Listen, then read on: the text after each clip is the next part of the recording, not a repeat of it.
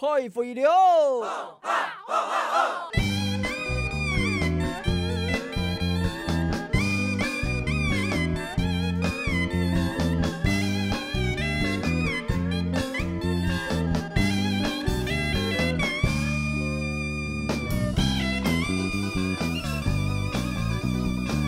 各位乡亲朋友，大家好，我是主持人汪小琪，欢迎大家收看今天的出名大会。上个礼拜，出名大会的节目推出，是许多新主人的流风国小，也在采提嘅农村社会教，对长期探讨社会教育选择的价值。同时间，你咪看到记者是发挥提升，行出七家嘅路哦。喺個兩個禮拜，你有重新到焦點來轉到教育嘅側面來探討。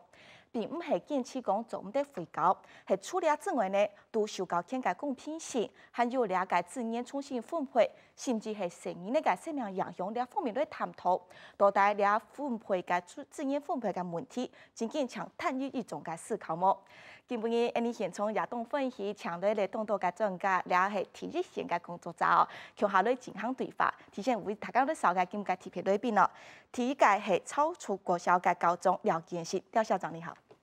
大家好，我是雲林縣褒忠鄉潮厝國民小學校長廖建勝。歡迎你哦！點解呢個特別高賽？少屆了也係當有名哈，入去國小嘅高中郭雄俊郭高中校長你好。哎，大家好，我是新北市雲海國小的校長郭雄俊。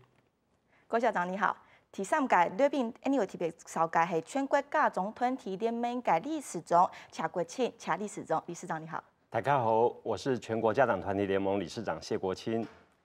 非常歡迎了三屆特別來賓為老你進行對話。在了正式做討論之前，我哋偏就以放啲下度名錄檔哦，老教育討論度都有相關引起大家話題嘅預風險，係一個成日老高中之間嘅對話。佢哋係用辦講嘅哦，我哋下咧圖本大家談咧做一個感性嘅擴充哦。成日咧問高中講，高中用辦呢個好高為合併咯。高中講，因為咁樣做得上當多嘅錢啊。成日咧又問。用辦呢搶做得許多散下呢？高中就講，因為包含從自然啊、圖書館、大學教了掉，全部嘅資源都係在散下。本位高中都老成日講，成日啊，依啲係好好讀書，能擺就做得到回饋發展故鄉。不過成日咧唔了解啊，成日會講，你下個學校都保唔起咧，為咗到底用辦嚟保護自家嘅家鄉咯。你一段段嘅故事哦，其實按樣嘅對話看得出來。你下本單講嘅榜樣教育，成日咧嚴格係提之為戒哦。不過因為貸款經濟條件嘅限制到影響，各部長衝條為犧牲嘅就係了掉成日啦。到底你社學校採並政策嘅新立法，到底會用辦評估，強從自見、現有自見，其實係好好達到咧思考嘅哦。對你政策。精品嘅政策嘅思考，提前有啲看到嘅係教育部國教世界4中用創意嘅態度來看待用辦，你現在看兩團訪問。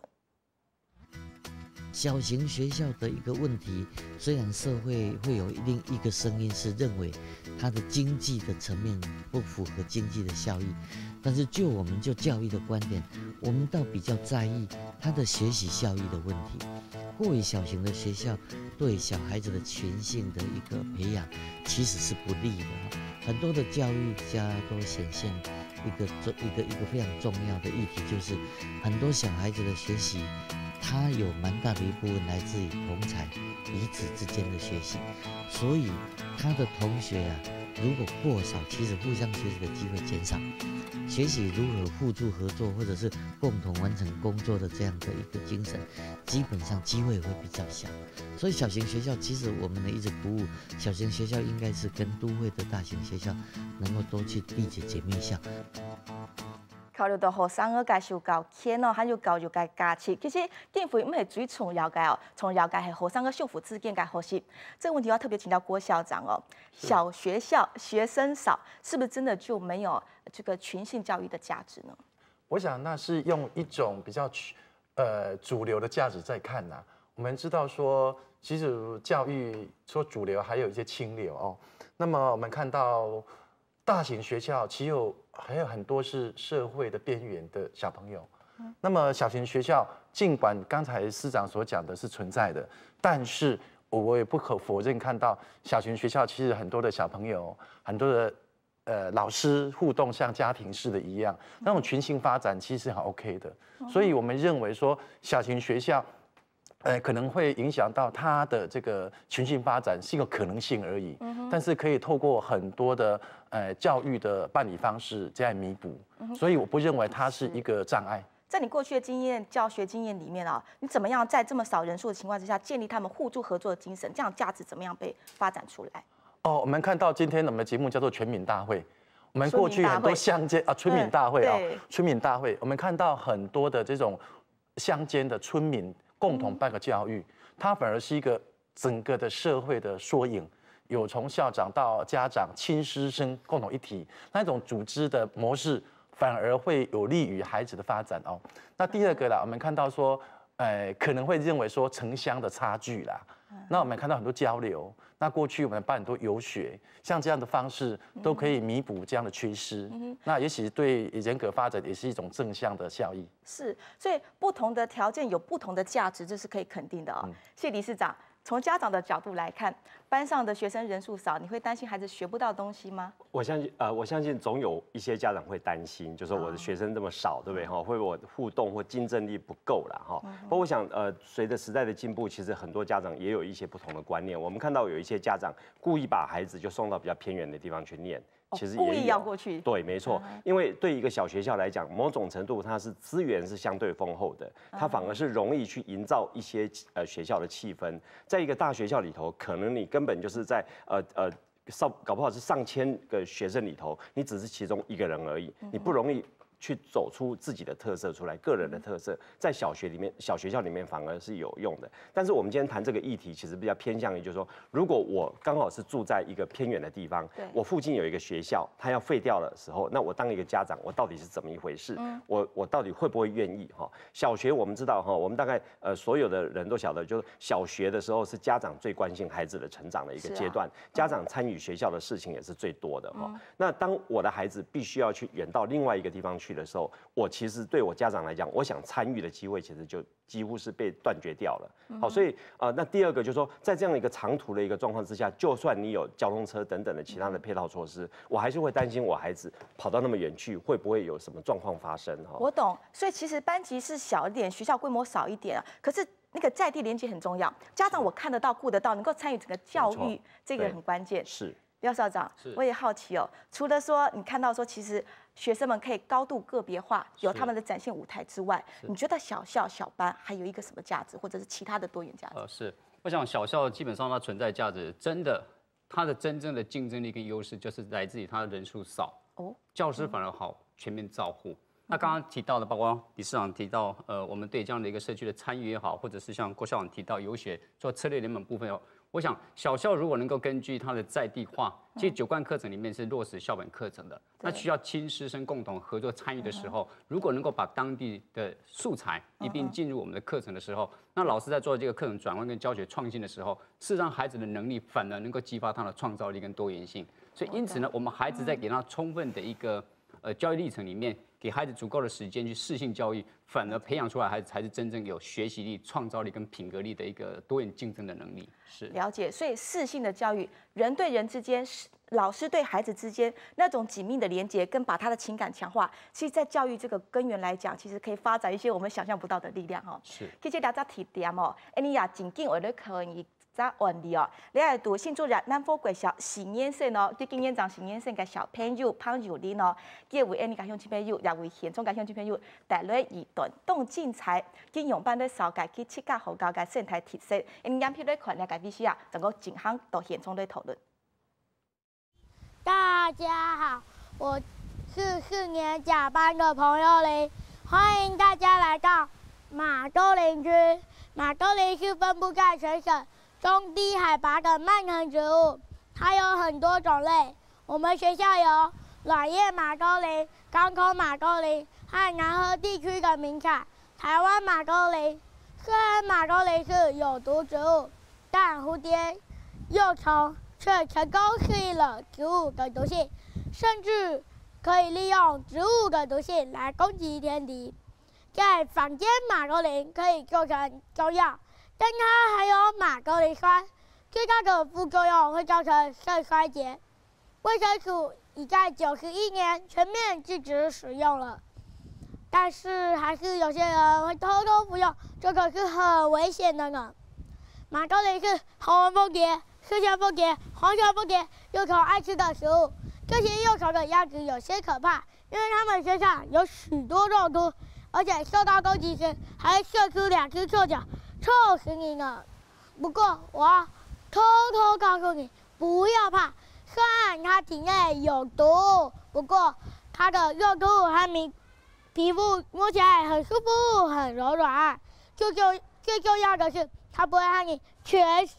发痒。虫虫遇上农人，命运可就悲哀了，只对必死无疑，真是可怜。除了人类以外，虫虫的天敌还真不少，例如寄生蜂、寄生蝇，它们好吃懒做，居然利用蜂蝶幼虫吸它们的血，吃它们的肉来繁衍下一代，真是可恶极了。下回大家如果看到幼虫，可别打死它或踩死它，因为这些幼虫蜕变之后就会变成美丽高贵的蝴蝶。希望大家一起为蝴蝶打造一个美丽的蝴蝶家园。谢谢大家的聆听。非常感谢你哦，看到冇？那个小朋友懂流量减少嘅好高嘅特色咯。其实那个朋友啲小朋友，佢嘅生中度单亲嘅家庭态哦，啊佢本身就强图嘅语言嘅种类，讲话可能冇乜嘅清楚。不过呢，佢用办突破这个嘅限制，因为在南方国小安用自然嘅环境下，佢学校咧展现这个甚至对外应对沟通对水平这个嘅好高。校长们。还有理事长们，你看到刚刚小朋友的表现很精彩哦。我要特别请教郭校长，像这样子，我们知道说，也许偏乡它有一些不可抗拒的地理因素，就是在偏远的地区，然后常常也因为它的人口的这个族群的分类，大概都是弱势家庭居多，单亲外配或者是隔代教养。像这些相对弱势的孩子们，反而可以在小学校里面展现，把他们的翅膀像蝴蝶一样这样展现开来耶。这方面是不是跟我们聊一下？我们看到刚才的画面哈，非常有趣啊。基本上那个学校小朋友来上学，就是一件很有兴趣、很有魅力的地方，有吸引力的地方。我们回头来看 school 这个学校这个英文字哦，它最原始的原意在拉丁文的意思叫做休闲场所，就是早期啊这个贵族他需要休闲的时候去的地方。他休闲之后，他想希望学习知识，所以。过去的教育的原型啊，是非常好玩的事情。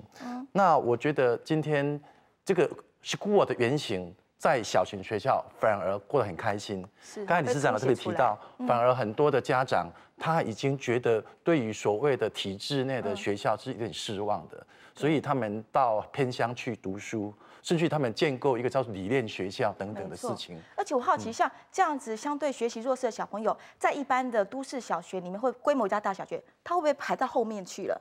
会不会就少了展现的舞台？有没有可能？我们会觉得啦，说每一个人是一个生命个体，应该给每一个人有一个学习的机会啦。那当然，刚才廖校长特别提到，小型学校这样子的被尊重是高度的。那只要大型学校，那也有可能被忽略的，反而我觉得说小型学校它会回到一个教育的原貌。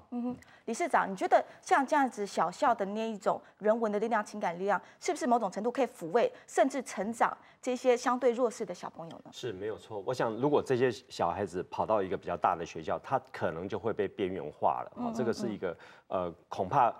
非常可能会发生的。特别他又跟那一个学校里面大多数人不一样，每天可能要坐那个交通车过来哈。那在这个小学校，我们刚刚那个例子其实非常感动人哈，就是说他其实语言上好像有一点困难，对不对？可是他有机会很自信的去表达他自己，这个是在大型学校里面很难做得到的。就算要做到，恐怕能够受惠的也是小的一部分而已。而且对彭幼麟这个小朋友来讲，是不是他未来的潜力，或者是某些学习命运上去做了一这微调改变了？是没错，就点了灯。廖校长，我好奇哦，你看刚刚我们看到小朋友手上有毛虫，背了一个大蝴蝶，他就站在这种天生地养、青山青水的自然环境。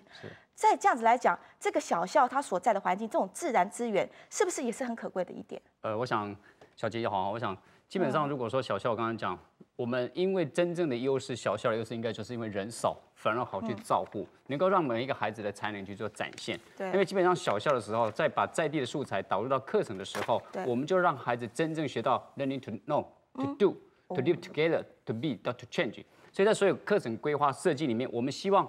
是让每个学校都把他们结合在地的素材，比方说像我们学校潮错米甘蔗为主题，那我们比较经常上报的像成功他们以紫斑蝶啦，或者是华南的咖啡，或者甚至我们在进入2、3、4阶段的相关的小校里面，可能把当地的一些特产啊，比方说鳗鱼啊，或者是乌鱼子，甚至伦贝的这一些酪农，大概都导入进来。那培养孩子真正对自己在地素材的了解，那这样能够激发他爱乡，甚至爱乡土。是，那让学生不断的来做这样一个导览解说，或者是把自己的想法来做分享的时候，这也是9贯里面很重要，要培养学生独立自主研究分享的一个精神所在。而且校长，我知道哦，在云林县来讲的话，因为现在大家都说教育的预算可能经费方面可能比较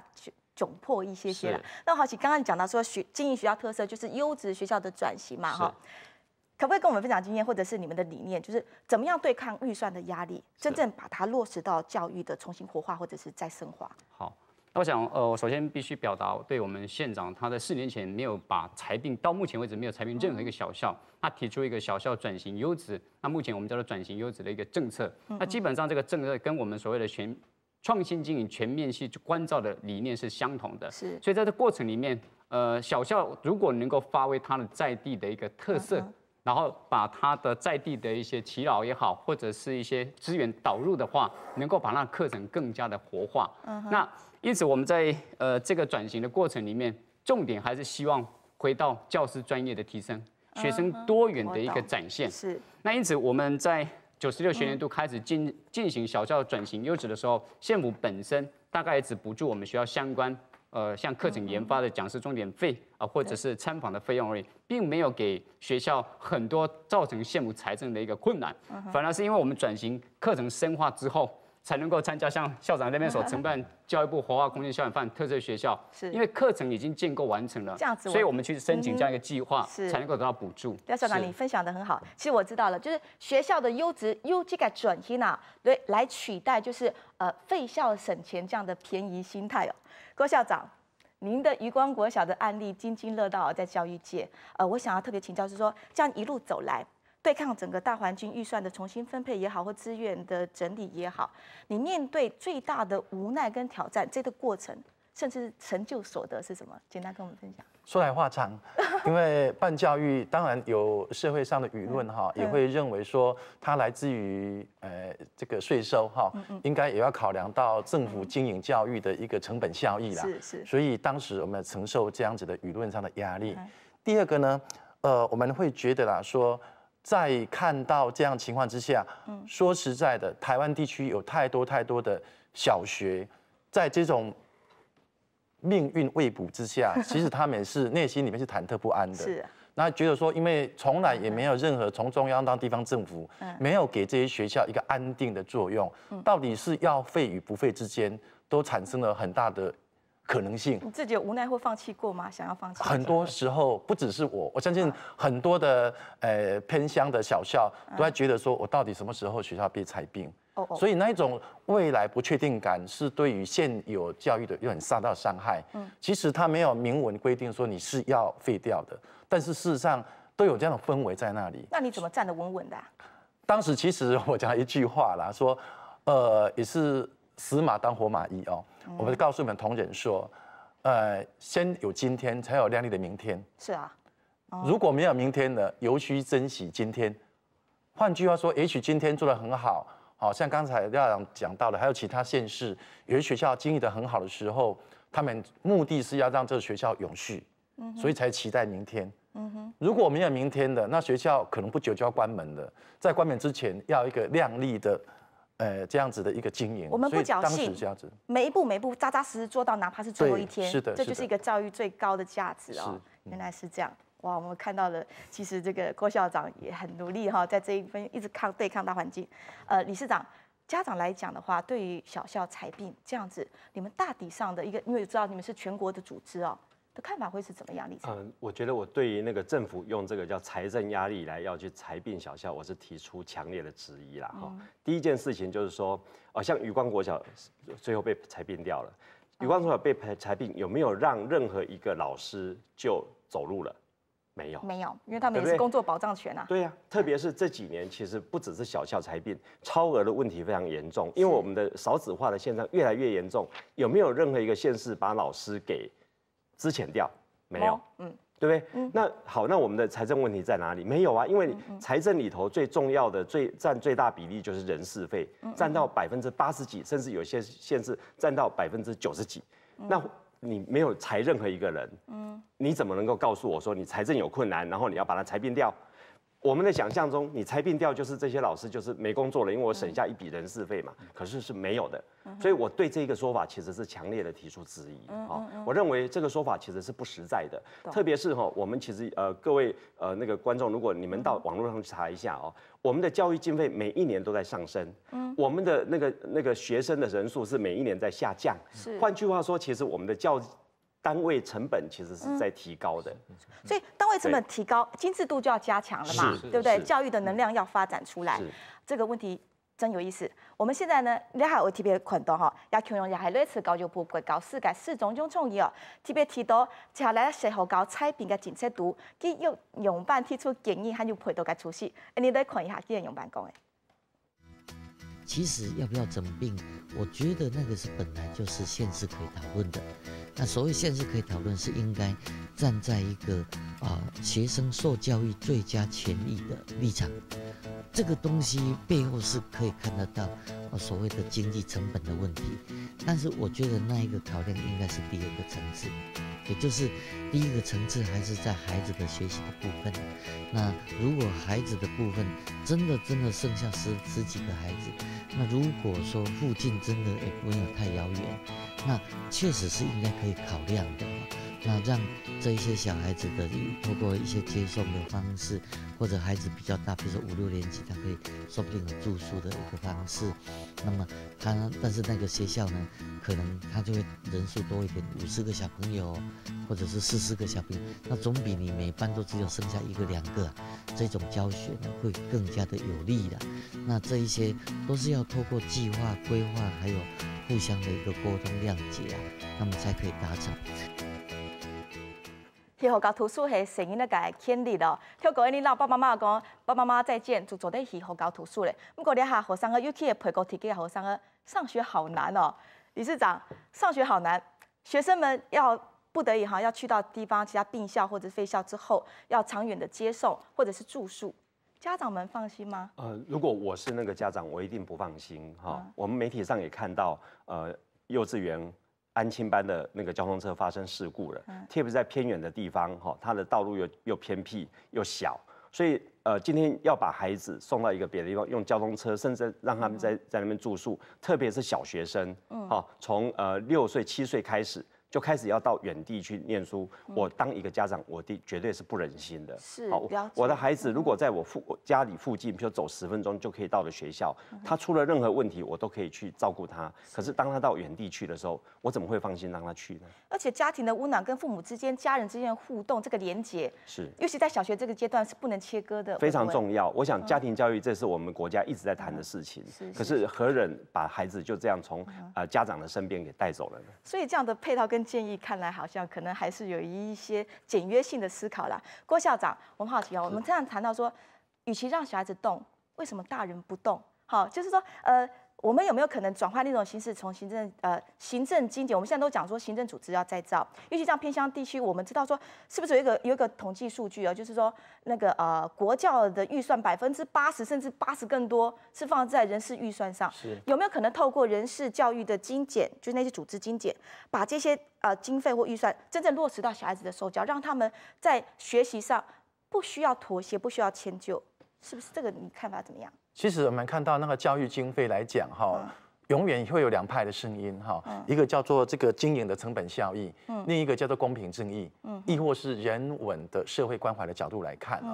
其实今天政府的资源的分配的时候，就是尤其要关照弱势啦。那我们知道说今天在偏乡的学校，我我们回忆一下，说为何当初会设校？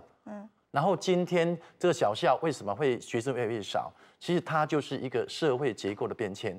它背后的原因不止教育问题，它是一种国土改造或者是一个社会整个产业变迁的结果。所以今天不应该只是谈教育的问题而已啦。应该这背后代表一个社会文化的千丝斑痕，其实整个全体整面的啦。对，所以我觉得是说，将来的那个学校的维护不只是多少人数来看呐。有人讲说废校等于会废村嘛，是啊，或者说可能废掉某个产业，然后产业之后有着文化如何保存的问题。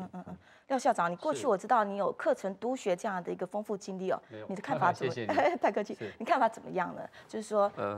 基本上我想，如果说从一个教育我们投资的经费来讲，如果我们因为教育是个公共财，那从宪法开始，国民教育法、教育基本法，基本上它还是采取比较所谓的小班小校的精神。那既然如果说以一个法律位阶在保障我们相关教育的措施的时候，事实上我觉得不管从预算也好，相关的一些作为，应该是政府就是要依法行政，这样才是对。但是一面基于法令的保障是如此规定，但是我们实际作为又有另外一个说法的时候，我觉得在一个真正的所谓的法治国家里面，个人是觉得说，应该政府还是要回归到真正落实，从宪法保障教育那个偏乡，甚至于为了它的一个特别的发展，应该给予补助。如果是这样一个精神的时候，政府应该有这样一个责任跟一个使命了。那当然，回到现场里面，我们如何把这个学校好好去经营，正如刚刚2位所谈到的，因为在一个学校一旦被废掉之后，可能废村也好，文化的一个再更性已经都不见了。所以，我们常常讲说，我是哪个学校毕业的，那是我的母校。所以，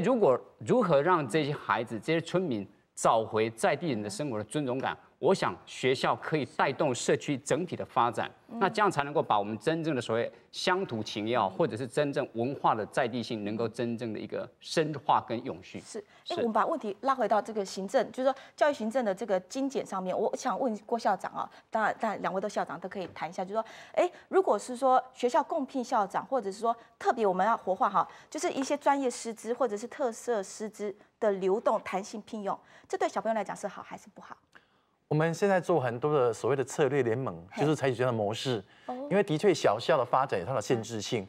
包含老师专长的配置啦，或者学生互动性是比较不足的啦。但是不是解决的问题就把学校收掉，通通弄到大学校去，那这样造成别的问题的。应该就事论事来讲说。不要用那一种说可能经济啦，可能省钱啦，可能为了学习机会来讲啦。其实那本来是一种不同的观点在看，但是要解决问题很简单，用所谓的现在常讲的所谓的策略联盟，是啊，不同学校的资源分享，专长老师可以互相的递补，这样的方式反而是最佳的。所以透过讨论哈，我们知道说其实想法是可以很多元，是也联动影响做法，绝对不是单一思维哈。你宋板聪，你。也非常愤气吼，聊到乡亲朋友聊到特别对病毒公道，当从一个疑点，上高级选材嘅价值其实唔係透過了教育預算嘅安排就做得簡單嚟了化解嘅哦，還靠就動多嘅內涵，清晰嘅內涵，但係呢係先係了解哦。你喺上班從嘅討論，到你下班從呢個特別對講到，就係講在前天嘅了時候教選材嘅價值過後，到底為了用把行出自己嘅提升，行出自己嘅路，甚至還靠要競爭力咯。你兩批個就嚟現場討論。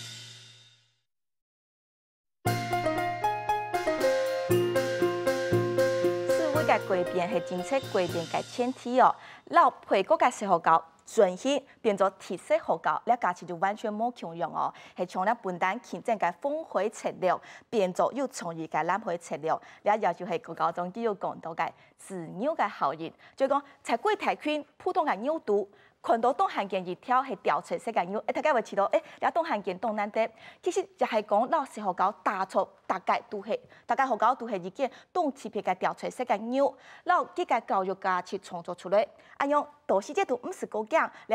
经费呀，还有预算分配嘅问题。在健康讨论之前，你先来看一下，其实了下教育界有一个动主流嘅一个发展嘅计划，就有福建嘅计划推展，佢到底系乜嘅形式嘅教育模式咯？你看下嚟看。强总唔得强教育，昨年台湾国民所得涨单枪1,200美金，还做得维持一寸一学校的政策，也下国民所得超过15000美金，前沙边州的偏远学校可能正变的原因。为了保护其他主教权，偏远学校的师生共同喊出教育内容，创造出无相同的学习环境。1963年成立的花莲太鲁阁西部国小，结合的自然生态，行出的西部的教研风格，共拥有合并危机的沙屯国小，师生共同打造生态循环的绿色教研，嘛延续的教研的生命。每个学校都有它独特的风味、独特的教育氛围。那因为这样特色学校的游学圈的设立，可以让每一个学校想办法展现出它的教育魅力跟教育特色，来吸引孩子，也让老师们更重视教育的核心跟目标。由福建喺偏远学校当初建立推动嘅新计划，唔但将本学校嘅特色做得发展，学校之间相互分享教育资源，形成良性嘅循环，丰富嘅生源嘅学习，嘛本小学校化危机变做转机。讲真紧哦，看到安丰未来课程应该七个也动上会变做学习学生做得一起参加。郭校长，你一开始发想筹办这个创意游学联盟，把书包变背包，然后跟休闲农业做异业结合，让教育看到更多的多元性。这个游学圈计划的这个一个很重要的基础内容，是不是品牌课程的行销还建立？是的，我们知道课程其实无所谓的品牌。就是纲要，就是教科书哦。那在余光当时啊，有很多产业界的人，我刚刚提过，是故就是休闲的意思嘛，哈。那么产业们做联盟之后，结果会发生了一个故事，就是全台湾地区很多偏远小校的校长们一起有这样子一个概念，开始要结合当地的一些资源条件来发展他们的课程。那个课程是从土地长出来的。过去的话，我们的课程是知识导向，现在那个课程就是从很多的平台、生活当中所思所接触的东西长出来的。那比较具体的案例应该是前年的时候，日月潭开始。我们知道日月潭几年来，它的观光产业非常之发达。那它周边的5个学校加起来学生数只有200多位而已。那当时我们跟风管处开始。我跟嘉义县一个社团国小的蔡淑玲校长一起，包含主持一个特色联盟游学圈。那去年的时候，整年的整个做研发出来。那今年开始哦，我们从宜兰一直到新竹、到苗栗、到云林开始，就有这样子的模组出来。它也是一种情况，就是说纠结一些像有志一同的人，变成一个大的群体。避免他自己的光点太小了，所以我想那也是一种社群的连结啦。对啊，那也是用团队的作战。对。但让教育立体化，你刚刚说嘛，从平面变成立体，对学生最大的好处是，我想我们的课程哦，尤其在小学阶段到国中都一样哦，太抽象了。我们都用大人的思维来看待课程，认为说你这样是最有效的。可是我们晓得说，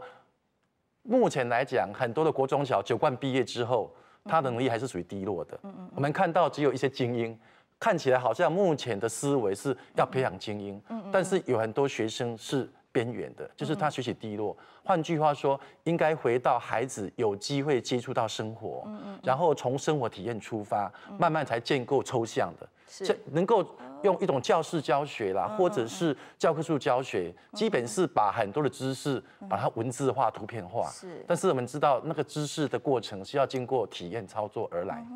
所以这就是你刚刚说的了，就品牌课程一个很重要的内涵。廖校长是好奇哦，就是像特色课程，或者是说在这种结合在地文化，具有活化课程这样的东西，在于你来讲，在贵校来讲，你们又是怎么样执行方式呢？哦，好。我想在谈到学校特色课程之前，可能先让各位来宾分享一下，看到我们学生对，我们相关所做的一些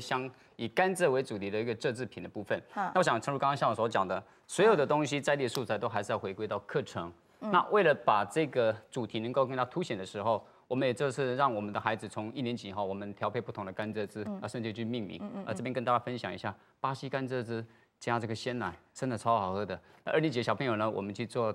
调配不同的一个甘蔗的冰，3年级做甘蔗冻，4年级结合在地的花生去炒花生糖。那当然，我们会请社区的这一方面的一个专长的一些阿桑啦，或者是一些先生进来做指导。那5年级的话，我们做甘蔗酒，6年级的呢做炒黑糖。那最后呢，我们再共同去体验去做甘蔗手抄纸。那这不是就让学生去做，因为诚如刚刚校长所讲的，真正要让学生你知道之外，你要去 DIY 去体验。所做了以后的事情，大概你就不会去忘记。那如果能够把这部分的经验再去跟大家分享，那我想这样的沟通效果也都会出来。那因此，我们后来又在跟艺术深耕的这个胡伟波波猫老师去做结合。那我们也教学生来做相关的一个包装。所以这些在地的素材，让学生能够从最自然的环境下去来取用。那在跟课程结合之后，我想这样一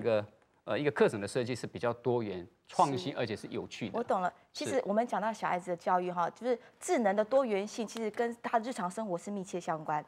理事长，应该好奇我要问一下，就是说从家长的角度来看，你觉得这些小朋友的智能建立，把它放在日常生活中，甚至透过游学圈这样一个概念跟策略的时候，你们的看法怎么样？是，我要这样讲，就是说，事实上，当年在设计9年一贯的时候，本来就是想要这样设计，各个学校就要去发展所谓的学校本位。可是事实上，能够做得到的学校其实屈指可数了哈。我非常敬佩，就是我们这些小校的校长们这样努力在做哈。但我觉得这个就是我一直认为说，我们国家必须要给这些小校们有更弹性的空间哈。譬如说我们学校我们现在国家的那个教育给学校的教育经费是数人头的。你人头就是你人越多，你教育经费越多；你人越少，教育经费就越少。所以这些校长们都是非常辛苦的状况之下去做这件事情。那再来一个就是聘用老师的那个弹性度，就我们其实有一个制式的那个规定，你要怎么聘任，怎么去做哈。然后包括你整个课程的那个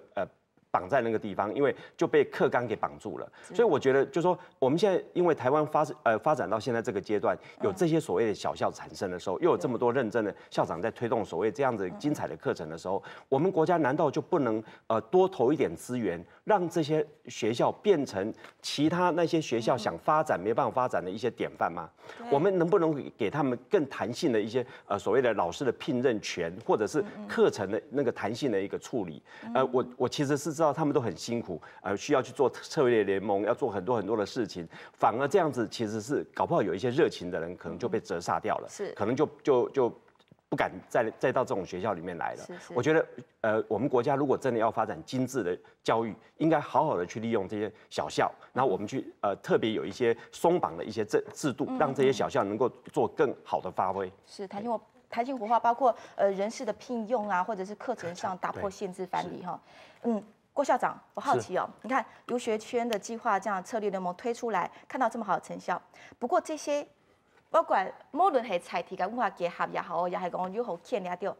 有帮助这些偏远小学逃离过被裁并的危机了吗？你现在看到他们的成效如何？比如展现在几个面向，包括学生人数可以回流吗？还有甚至是不是吸引外地的家长苦心经营，就是要把孩子送到这样的特色小学来？是我刚才非常佩服理事长所提到的哈。我们知道说每个人不一样，有个别差异，所以叫做因材施教。是啊。但是学校长得都不一样，所以应该因校施政。有不同的行政的措施来因应不同学校的发展。但是非常可惜，我们受到那些法令或者既有的行政体制的束绑之后看起来只是学校大小通通一样。这样子我们缺少了教育的风貌跟家长选择的机会。当然，我们也希望最近教育部的支持特色学校的发展，展现不同学校的操作的风貌，可以吸引不同家长的选择。所以我也很期待说，这样小区的学校的时候，刚好可以吸引一些都会区的孩子，他选择到偏乡来就读。也许他们要付出一些交通的代价，但是那个代价是可以换取孩子更多的发展的空间的那其次我要提刚才谈的我们廖校长提的那个课程，一般人会觉得说，为什么要去自查玩甘蔗？那个事情你们要不要读书啊？哈，经常有对他的质疑。但我要告诉他说，我们目的不是将来要去做甘蔗汁、卖甘蔗汁，也不是将来去种茶叶，而是透过这些方式，要萃取出、体验出很多的原理原则。人家不是说一沙一世界，一花一天堂？对，我们小时候，我常常这咨询的人、质疑的人都问他啦。小时候我们有玩过那个蚕宝宝嘛？谁长大将来是从事这个蚕丝业呢？目的只是说透过那个方式去了解到昆虫的变态嘛。所以我们的课程尽管很多的操作，到最后还是要把它归纳出来。我想这是老师很重要的课题啦。否则的话，他会觉得说小孩子已经是很弱势、偏乡、文化不利的地方了，一天到晚在玩到最后，其实你没有时间在上课、在读书。所以我觉得偏乡的老师也要特别重视一点，如何把这些看起来很活泼、很操作面的东西，最后要回归到我们的知识体系，这才是我们的重点。是，理事长，我帮郭校长回答一个问题啊。好啊。因为我们现在因为这种法令的限制之下，其实家长就算有心想要回流，都不敢，因为他会面临的这个学校是不是真的会被裁并掉？就是我的孩子如果今天胆敢回来到这个学校，我要面临的可不可能有一天因为法令的关系会被裁并掉？所以我刚刚才讲，就是那个法令必须要去松绑，紧箍咒要拿掉。没错，对。孙武工厂那个活泼大展神力是好玩。廖校长，是我知道云林县也是算，我们会不会就是预算再加码？加码什么呢？反而是特色小学、特色的经营，是不是这样？如果是有关于特色这个区块，因为云林县我们也是通过评鉴的机制，在对小型学校经营转型是否是达到预期的一个目标。那我们在去年也进行这样一个评鉴结果，针对去年到目前为止，我们是有46所学校来进行评鉴。那大概评鉴优等之后，在县府也很不容易去拨补这样一个奖励金给这些获得优质学校揭牌的学校，给这个相对的一个补助跟奖励。那这个经费大概就是也是用在学校的一个经营跟特色品牌的一个建立，或者是对学校一些活化的部分行销来可以做一些相关的补助。那讲以云林县政府这个区块在推动转型的政策里面，其实教育松绑、法令的松绑以及我们多面貌的一个经营是必要的。所以那以县府这个区块，我们在今年县长也大量引进所谓的另类实验教育进到我们现场，但是基本上我们朝向是一个在地永续深耕的发展，所以才朝向公办公营的方式来做进行这样一个实验教育的改革，不同于以往所谓的公办民营或私立学校的经营的模式。所以这种理念小学，我们说的哈，其实加注更多的可能性。两篇讲到两篇哦，你讲到两地验小后就动到改动眼加切，就讲其实呢，细学校佢唔单只係已經學校甜甜，佢也係才提撒去文化嘅一個精神的中心、精神的堡壘。你下部有咧看兒童 VCR 哈，你了解小朋友很難會過小小朋友哦，佢都動厲害、動厲害、動勢，我喊佢講到動戰鬥，你看佢都有精彩嘅表現，你個你做親密嘅討論。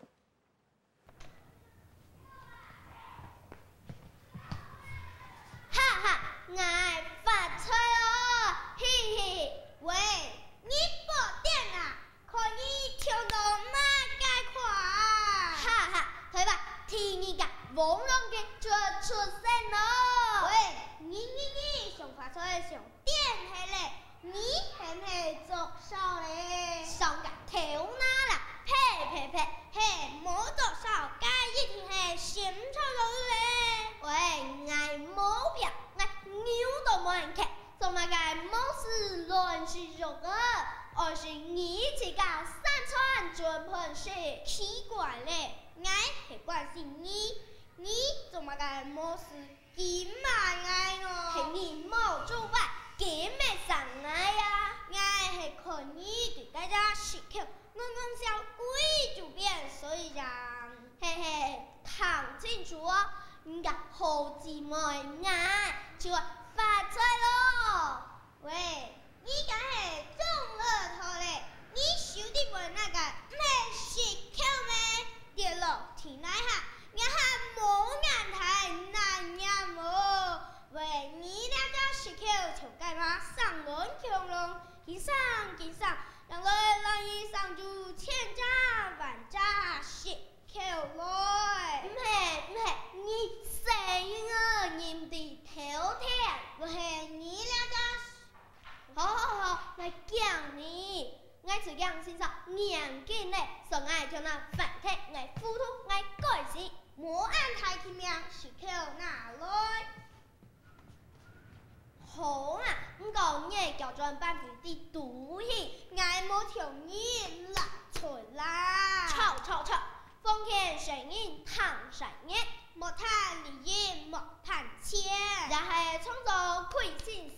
条命悠悠六世界，爱着通通予伊咯。捍卫当中命上冲啊，命上冲。旁树人李悠悠，下推也裘裘，心梦海角。尤其如果有注意到哦，了解小朋友讲咧动作，该喊伊锣鼓念念哦，了正经系动咱得该吹跳哦。第讲母语系族群文化嘅根本，还靠动念嘅族群文化特色，就是台湾佢为咗按动念丰富出嘅原因之一咯。所以小学校拉萨去嘅文化中心之间，就系讲了唔系单一嘅问题，它是成联动性的。谢理事长，我好奇哦，像小校，它在社区来讲，它有时候是社区居民的一个精神的堡垒，甚至是当地居民的一个文化的传承。废小校有没有可能把社区文化认同，甚至是弱势文化这一块连根带骨的就拔起来了？是，刚刚郭校长有讲哈，有一句话就是废了这个学校，可能就废了这个村了哈。就学校其实在社区里面是一个很重要的一个机构哈，包括它是一个交流的机构，包括它可能是孩子同侪之间。的那个一个机构等等的哈，所以废掉这个小校，其实它代表的不是只有说把孩子用交通车送到另外一个地方去，而是对这个区域的这个文化的部分，包括这个区域的情感的部分，都是一个很大的伤害。是郭校长，那好奇说，学校除了自然资源之外，找到特色课程之外，找到它的文化定位，把这个文化价值哦放在这你刚刚讲的游学圈的这个策略里面，它是不是也是品牌课程的一个利基？是啊，我们讲利基。就是一个缝隙市场，好，很主流的产品当中，里面有些缝隙是没有办法被满足的，所以小校存在会满足所有的教育的需求。第二个，我们谈到说企业经营跟这个刚才提到那个，这是不是商品化的问题啦？我们会认为啦，说它的确是商品。但是不是一般的商品，是一种艺术、人文、教育的商品，所以用产业观来看教育，是一个很正确的方向啊。那么我们看到说很多的地方政府，他在做很多的地方产业的文化啦、节庆啦，像这些事情，我们觉得他都有必要把它导进到一个地方教育的教育体系里头。是，像刚才云林县的咖啡等等等等，像这一次我们台北市办的花博。它这东西本身是一个活动之外，或者一个展场之外，各县市都在做这个事情，那应该把这些议题导到学校的课程里头，那这样的时候，我们会发现说，这样子情况会丰富到很多地方的文化，所以我们讲到一个说，我们的教育或者小校。普遍存在在我们全台湾每个角落，每个角落代表台湾的卖点，代表台湾的角落文化，那一部分的话，怎么样去给它发挥出来，然后给它定位，我想这一部分的话，才是小校未来发展的命脉所在啦。所以你找到文化定位，然后结合所谓的现在教育行销的一个哲学，对你并不会怕外界把它认为说学校商品化这样的一个疑虑，不会。因为商品本来就有很多种嘛，艺术也是一种商品，但是一个差别就是说，商品可是将本求利啦，可能节省成本啊，如何创造利润啊？那这个商品的话，那个利润就是带动学习者的满足感，跟他的成就感或幸福感。如果能够满足学习者这三感的时候，那就是一种最大的利基所在。而且从教改之后啊，其实这样教育现场应该是求公开、资讯透明，然后是一个开放的态度、多元交流。廖校长好奇哦，就是我们的中央在推母语存续政策，然后呢，在做品德教育，要从小扎根。你觉得社区文化，或者是说在那个当地一个聚落文化，跟小学之间的关系？我想每一个社区几乎都是一个很重要的凝聚点，应该是一个学校。那其实刚刚如果能够把学校在经营的更好的话，尤其是在乡下的地方，事实上，务农在云林县算是占大多数的人口比例。那学校里面我们有老师，我们有最好的人力资源，我们有最好的设备。如果能够学校把这一部分的资源设备，我们来分享、来开放给我们社区居民，来比方说来协助他们做相关的一些能力的培养也好，或者是一些农作改变的技术也好，我想这个区块是学校可以用它的优势的智慧。然后我们来协助社区居民的一个改变。那刚刚提到有关于学校一个商品部分，我个人觉得说，应该是我们界定学生每一个人的他的应该是作品。那既然是学生的作品是独一无二的，是个价值，那既然是价值的话，它应该是无价的，所以我们必须承认每一个孩子他所学习之后的表现的一个学习的一个成就。是。那如果我们把它界定成它只是一个产品的话，那就像我们说，我们今天大家都买这个杯子，你买100块，我买100块，那产品是有价格的。我懂。那刚刚校长所讲那个商品，我觉得应该是更有意义，就是把它定位在这个学校所创造出来这个价值的存在。传播教育理念，尤其是成功的办学经验。那成功的办学经验，类似哪种东西呢？类似自然嘅体系、自然嘅环境资源，还有啥去嘅文化内涵两种东西哦。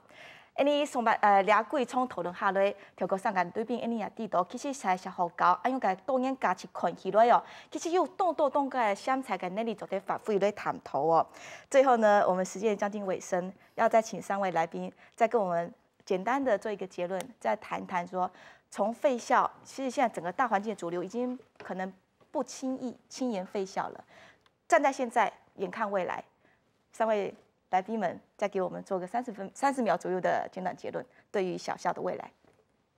我们先从廖校长开始好了。小七，各位观众们，大家好。我想小校存在绝对是有它的必要性跟一个使命。那学校在校长用心经营、团队共同去经营之后，我想能够把一个社区导入，甚至能够把整个的一个文化氛围能够真正在做一个传播。那我们如果能够保有全台湾各地这样一个小校的一个精神跟它的一个特色出来的话，我想这样的一个永续的部分才能够真正的多元，而能够让我们的子民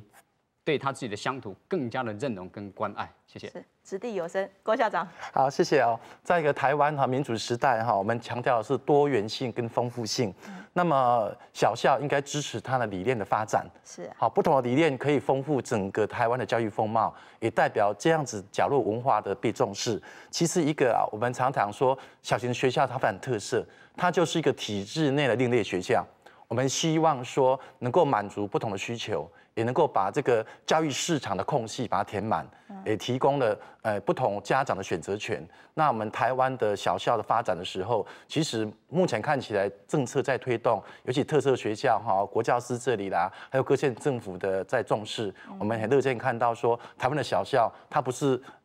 停留在现状，它未来的发展的前景会更看好。是，原来是这样。好像看到廖校长要补充，有没有要补充？有没有？来，谢谢。我想小校的问题在未来数年绝对是会越来越严重哈。去年的出生率只有16万哈，也就是说6年后只有16万的小学学生而已哈，所以小校问题绝对会越来越严重。所以我认为我们的政府此时此刻应该去想的，就是说怎么样用政策的方式，让我们的学校，特别是这些小校，能够办得更精致，而作为一个典范。因为其他的学校未来可能也会变成小校，也或者是他的学校的人数会越来越少。所以把这些东西借这个机会变成一个我们在教学上的典范，其实有助于未来整个台湾所有教育的精致化。好，所以我一直认为说，我们的政府应该要有点远见，而不是只看现在的状况而已，把各种法令等等的去做一点点改变跟松绑。是非常谢谢3位来宾精简的结语哦。你讲起到了下为展望未来哦，其实菜品和教材了下台环境甲教育主流已经係做得講係過時體了哦，了下要喊卡清然嘅眼光來看，到大家學教運用辦法將佢嘅多元價值，僅僅係清楚佢教育嘅進駐哦，我們說的黃金資源哈，了下可能係大家為了喊卡達標、喊卡達底思考嘅為數，基本嘅村民大會呢專心來討論了是學教佢嘅未來還有佢嘅發展，也非常感謝鄉親朋友收看今晡日安精彩豐富嘅討論，下個禮拜也請鄉親朋友唔好唔記得會準時收看20屆村民大會，再會。